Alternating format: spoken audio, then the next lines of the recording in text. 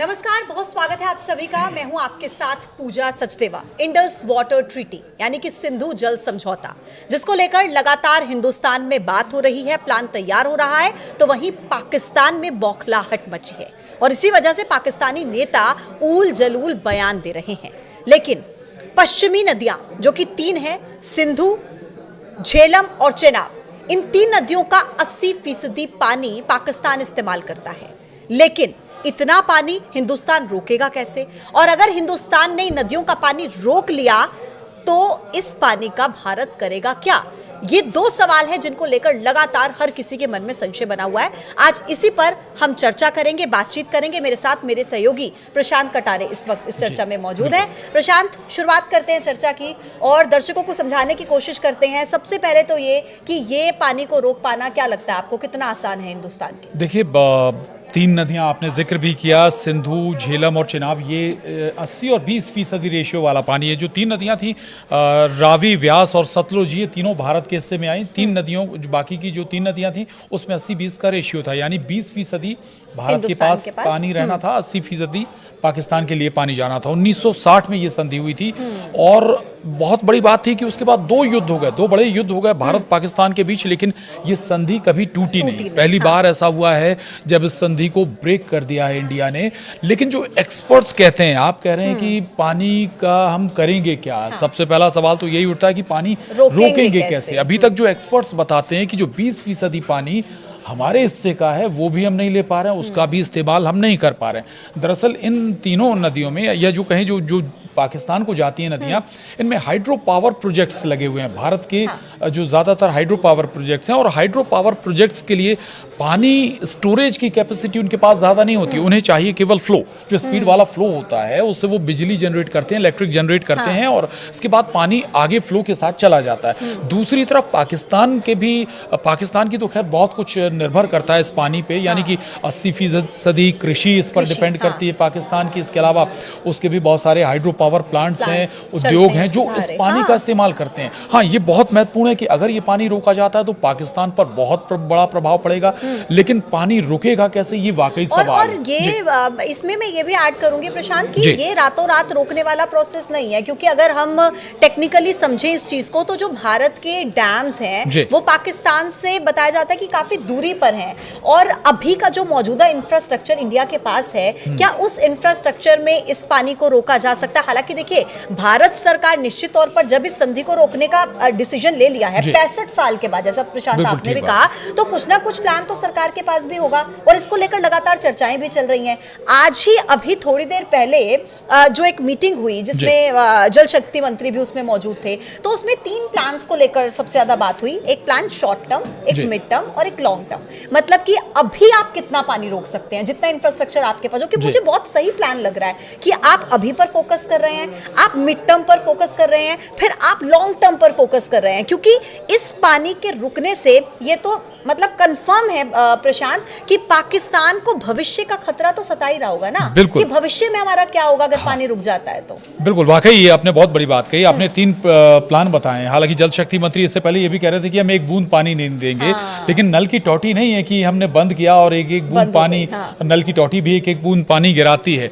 सवाल बड़ा ये है कि आपने जिक्र किया कि भाई बांध जो है वो बहुत दूर हैं, और उनमें अगर आप पानी रोकेंगे तो जब खासतौर से जो बारिश का सीजन होता है, उस पूरे बेल्ट में बाढ़ जैसे हालात होते हैं। आप समझिए कि सरप्लस में पानी होता है। आप उस पानी को अगर रोक भी देंगे, और वैसे तो अगर आप पानी वाकई रोकना चाहते हैं तो वो कम से कम 6 से 8 से 10 साल का प्लान होगा। जब आप कोई डैम बनाते हैं, 1-2 साल में डैम नहीं बनता है, विशाल डैम बनाए जाते हैं। अगर आपको बहुत बड़े स्तर पे पानी रोकना है तो 8 से 10 साल का प्लान आपको लेकर चलना होगा। एक चीज और इसी चीज में ऐड करूंगी, जो 8 से 10 साल का समय आप कह रहे हैं प्रशांत, ये 8 से 10 साल का समय कानूनी लड़ाई लड़ने के लिए क्या पाकिस्तान के लिए बहुत ज्यादा नहीं होगा? क्योंकि जब ये ट्रीटी साइन की गई थी तो उसमें कुछ क्लोजर डेट तो थी नहीं कि कब तक ये ट्रीटी रहेगी। तो ऐसे में क्या कानूनी तौर पर इंटरनेशनल लेवल पर पाकिस्तान के पास वो कानूनी लड़ाई लड़ने का समय होगा, एक चीज ये। और दूसरी चीज ये कि अगर पाकिस्तान, क्योंकि रोना बिलखना तो पाकिस्तान का वैसे ही शुरू हो चुका है अभी से, और ऐसे बयान आपने सुना होगा, बिलावल भुट्टो क्या कह रहे हैं, या तो सिंधु नदी से पानी बहेगा या खून बहेगा। तो खून जब आए, आतंक जब आए, तो ये नसों में जो पाकिस्तान की बसता है ना, तो ये जो रोना है इनका दोबारा भी शुरू होगा इंटरनेशनल लेवल पर। हालांकि अब हर कोई, पूरी दुनिया, कितनी बार पूरी दुनिया के सामने पाकिस्तान बेनकाब हो चुका है, लेकिन ये जो लीगल लड़ाई लड़ने का एक समय है, आपको लगता है कि पाकिस्तान को मिल जाएगा? बिल्कुल, देखिए बिल्कुल समय होगा पाकिस्तान के पास। पाकिस्तान अंतर्राष्ट्रीय कोर्ट में इस मामले को लेकर जा सकता है। दूसरा, जब ये संधि हुई थी तो मध्यस्थता विश्व बैंक ने की थी इसकी, इस संधि की मध्यस्थता, उसी की मध्यस्थता में ये संधि कंप्लीट हुई भी थी। और अब लेकिन ये चूंकि संधि टूट गई है तो अब बहुत सारे विकल्प भारत के पास भी खुल गए हैं। मसलन की ये कि भारत कोई भी निर्माण करेगा बगैर पाकिस्तान को बताया करेगा, बगैर। दूसरा, जब इस तरह की चीजें, क्या होता है कि वाटर बम के तौर पे भी इस्तेमाल होती हैं। मसलन कि आपने एक साथ बहुत सारा पानी स्टोरेज कर लिया और उसके बाद आपने अचानक उस पानी को रिलीज कर दिया, यानी कि जो आगे जो भी कंट्री है, जो भी जगह है, उसको बहुत ज्यादा डैमेज हो जाएगा, नुकसान हो जाएगा। लेकिन इस तरह का खतरा आप समझिए कि डाइवर्ट कहां पर करेंगे आप इस पानी को? आप डाइवर्ट कहां करेंगे? अगर आपने पानी रोक लिया, आपके पास क्या उतनी नहरें हैं? आपके पास नहरें हैं कि आप दूसरे बेल्ट में, आप जहां जरूरत है आपकी, वहां पे आप टर्न कर दें? उतना इंफ्रास्ट्रक्चर बनाने के लिए भी आपको सालों लगेंगे। दूसरा, एक और खतरा यहाँ पर आप समझिए पूजा, कि पाकिस्तान चीन का प्रिय है, चीन का सहयोगी है। हम ब्रह्मपुत्र नदी चीन से होते हुए हमारे यहाँ आती है। जब बारिश का सीजन होता है तब आप देखते हैं कि पूरा असम और जो वो बेल्ट होती है वो पूरी तरीके से डूबी हुई होती है। नदी भी, सिंधु भी, हाँ, और तिब्बत से ही बिल्कुल ठीक कह रहे हैं, है ना, तिब्बत ही बिल्कुल ठीक कह रहे हैं आप। तो वाटर बम वाला मामला अगर हम पाकिस्तान के प्रति वो इस्तेमाल कर सकते हैं तो चीन हमारे प्रति भी, हमारे लिए भी उस तरह का इस्तेमाल कर सकता है। हमें इस बात का भी ख्याल रखना होगा। जो प्रशांत इस बात का जिक्र किया ना कि चीन, हमें ये भी देखना होगा, तो ये एक पाकिस्तान के जो पहले सांसद रह चुके हैं, पत्रकार, उनकी तरफ से भी ये बात एक टीवी वार्ता के दौरान कही गई, ये गीदड़ भभकी उनकी तरफ से दी गई कि जो भाई आप ये सोचिए ना, अगर आप हमारा पानी रोक लेंगे तो चीन से भी तो आपकी ब्रह्मपुत्र नदी और सिंधु नदी का सोर्स है। तो लेकिन मुझे प्रशांत एक बात यहाँ पर समझनी है कि जैसा हमने पहले भी कहा कि 65 साल हो गए, आपने बताया 3 बड़े बड़े युद्ध हो गए, है ना, हमारी पार्लियामेंट पर अटैक हो जाता है, हमारी मुंबई में देखिए 26/11 हमले हो जाते हैं, उरी में हो जाता है, लेकिन बावजूद इसके कभी भी इंडिया ने ऐसी इस संधि को कभी नहीं रोका। क्यों? पाकिस्तान के आम नागरिकों की सोचकर कि उनके ऊपर मानवता थी ना हमारे अंदर, ये शराफत थी ना हमारे अंदर, हिंदुस्तान ने कभी नहीं रोका। लेकिन अब जब हिंदुस्तान ये कर रहा है तो बड़े स्तर पर हर कोई जानता है कि हिंदुस्तान ये क्यों कर रहा है। बिल्कुल ठीक बात है। दूसरा एक चीज और बता दें, 2014 में मोदी गवर्नमेंट आई थी और जब उरी अटैक हुआ था, उरी अटैक के बाद इस तरह का प्लान बना था कि भाई हम बड़े इंफ्रा बनाएं और इस स्थिति में आए कि हम पाकिस्तान की तरफ जाने वाले पानी को समय रहते अगर जरूरत पड़े तो हम जवाब भी दे सकें उस पानी को रोककर। प्लान उस समय बना था लेकिन एग्जीक्यूशन नहीं हुआ।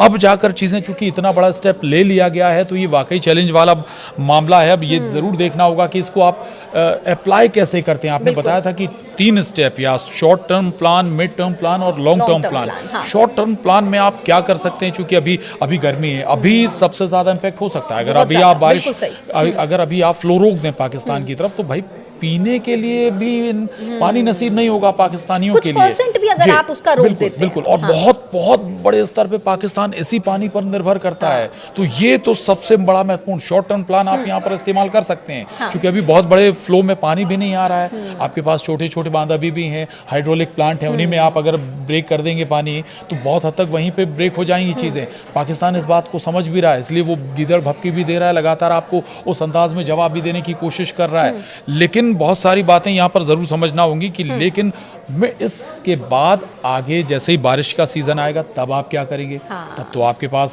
कोई दूसरा विकल्प है नहीं, पानी वहां पर जाएगा। जम्मू कश्मीर और पंजाब के इलाकों के लिए बाढ़ का खतरा बिल्कुल ठीक बात है। आप यहाँ ब्रेक करेंगे तो आपके हिस्सों में बाढ़ आ जाएगी, आपके हिस्सों में पूरा पानी। अगर पानी तो वहां भी ज्यादा होगा, वहां भी नुकसान पहुंचाएगा पाकिस्तान को। आपके यहाँ पर ज्यादा होगा, मैदानों में फैल जाएगा, यहाँ भी ज्यादा नुकसान पहुंचाएगा। तो ये दोनों बातें हैं, प्लस माइनस दोनों है। लेकिन इन सबके साथ ही मैं एक और चीज चीज ऐड करना चाहूंगी कि ठीक है, शायद पाकिस्तान भी इस चीज को समझता है कि एकदम से हमारे ऊपर इसका कोई असर देखने को हमें हो सकता है ना मिले, और इसी वजह से पाकिस्तान की बौखलाहट और बढ़ जाती है, क्योंकि पाकिस्तान इस चीज को समझता है कि भाई ठीक है, भारत सरकार ने ये फैसला ले लिया, लेकिन इस फैसले पर भारत सरकार रुकने वाली नहीं है। ये एक डिप्लोमेटिक तरीके से डिसीजन था, है ना। अभी मिलिट्री का ऑप्शन हमारे पास है और इसको लेकर लगातार हम मतलब कभी भी कुछ भी हो सकता है, हम ये मानकर बैठे हैं कि कभी भी कुछ भी हो सकता है, और इस बात को पाकिस्तान भी बहुत अच्छे से समझता है। इसलिए उसको ये अच्छे से पता है कि डिप्लोमेटिक तरीके से हिंदुस्तान हमारी कमर तोड़ने की कोशिश कर रहा है, फाइनेंशियली तरीके से हमारी कमर तोड़ने की कोशिश कर रहा है, लेकिन मिलिट्री ऑप्शन अभी भी हिंदुस्तान के पास है, और जब मिलिट्री ऑप्शन पर हिंदुस्तान आएगा तो पाकिस्तान के कैसे परखच्चे उड़ सकते हैं ये पाकिस्तान बहुत अच्छे से समझता है, क्योंकि हमारे पास सेना की संख्या ज्यादा है। तकनीक के लिहाज से अगर आप देखें, किसी भी लिहाज से देखें, तो हिंदुस्तान और पाकिस्तान का कोई कंपैरिजन है ही नहीं। कंपैरिजन नहीं है, बस एक कंपैरिजन जिसे हम सिमिलरिटी कहते हैं भारत और पाकिस्तान में, कि हम दोनों परमाणु शक्ति हैं। अगर आप कंपैरिजन करेंगे, आपने जवानों का कंपैरिजन करेंगे, हम डबल हैं। आप हमारे फाइटर जेट्स का कंपैरिजन करेंगे, हम डबल हैं। आप हमारे टैंक्स का अगर कंपैरिजन करेंगे तब भी हम डबल हैं, और भी जो भी मशीनरी है आप उनका अगर कंपैरिजन करेंगे तो हम हर हाल में डबल हैं। लेकिन आप समझिए कि पाकिस्तान भी दूसरी तरफ वो जंग की तैयारी कर रहा है। उसने सिंधु जल समझौते से बाहर आने, भारत के बाहर आने को एक्ट ऑफ वार कहा है, कि ये वार के लिए आपने सिग्नल दे दिया, आप वार की पोजीशन में आ गए। और संभव हो सकता है कि पहले इस तरीके के कदमों से भारत पाकिस्तान को तोड़ने की कोशिश कर रहा हो, कमजोर करने की कोशिश करे, और उसके बाद एक घेरा जो कह सकते हैं, आपने कहा कि मिलिट्री हमारी जो थल सेना है उसके जरिए भी हम एक्ट कर सकते हैं, वायुसेना के जरिए भी हम एक्ट कर सकते हैं, और तीसरा हमारे पास एक जो बड़ा ऑप्शन है, बहुत मजबूत है, हमारी नेवी के पास, हमारे पास परमाणु अटैक करने की क्षमता है। हमारे पास ऐसी पनडुब्बियां हैं जो परमाणु अटैक कर सकती हैं, पाकिस्तान के बहुत नजदीक जाकर घेर सकती हैं, यानी कि हमारे पास उनसे ज्यादा वॉरशिप है हमारे पास। यही तो डर कहीं ना कहीं है ना पाकिस्तान के भीतर, और ये उनके बयानों में दिखता है। प्रशांत, अगर आप देखेंगे, देखिए यहाँ कंपैरिजन कीजिए कि हिंदुस्तान क्या कहता है, पानी और खून एक साथ नहीं बह सकता। पाकिस्तान क्या कहता है, या तो पानी बहेगा या उनका खून बहेगा। ये आप डिफरेंस देख रहे हैं स्टेटमेंट में, कि हिंदुस्तान का क्या स्टेटमेंट है और पाकिस्तान का क्या स्टेटमेंट है। इसके अलावा जो परमाणु शक्ति की हमने बात की है, अच्छा आपने कभी क्या हिंदुस्तान की तरफ से कोई ऐसा बयान सुना परमाणु शक्ति को लेकर के, न्यूक्लियर अटैक को लेकर के? हमेशा ये न्यूक्लियर अटैक की गीदड़ भभकी पाकिस्तान की तरफ से क्यों दी जाती है? क्योंकि उन्हें पता है मूर्ख देश है और उनके पास इसके अलावा कुछ बोलने को है नहीं, तो बार बार इसी बात का जिक्र करते हैं। परमाणु बम का आपने जिक्र किया, परमाणु बम को लेके अभी पाकिस्तान की तरफ से कुछ बयान भी आए थे कि हमारी ऐसी कोई नीति नहीं है कि हम पहले परमाणु बम का इस्तेमाल नहीं करेंगे। ये लेकिन भारत बहुत लगातार ये एक लाइन लेता रहा है कि हम पहले परमाणु बम इस्तेमाल नहीं करेंगे, मानवता की लाइन पर लेकर।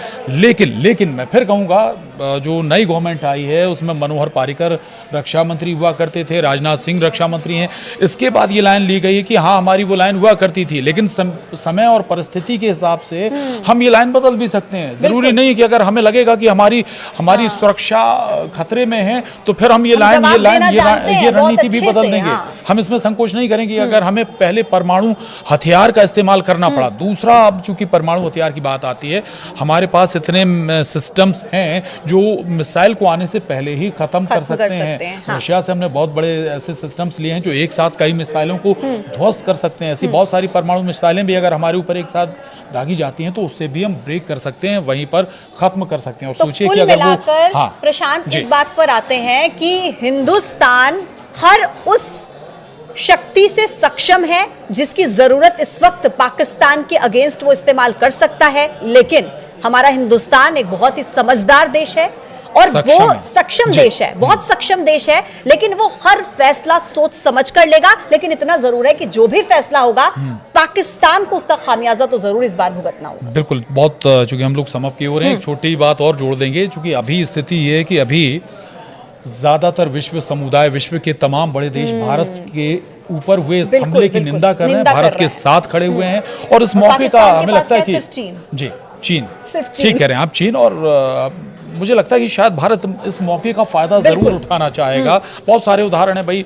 अब देखिए, इजराइल लगातार अगर उसके ऊपर एक अटैक होता है तो उसका जवाब बहुत जबरदस्त तरीके से देता है।